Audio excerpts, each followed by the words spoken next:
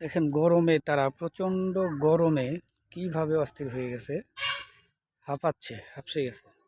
বুঝছেন?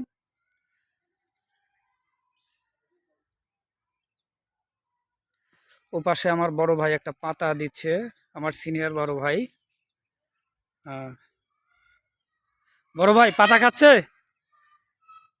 ওই যে আমার সাথে বড় দুই ভাই আসছে, আমরা একই সাথে কাজ করি, থাকি। এই আমাদের বেসমেন্ট।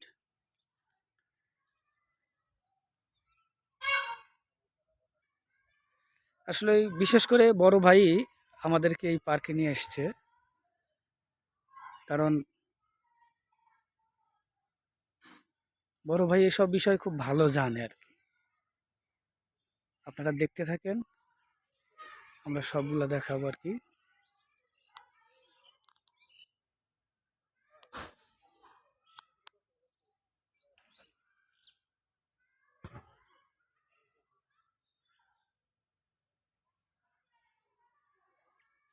আসলে অত্যাধিক রোদ উঠেছে, আবারও পাশে হয়তো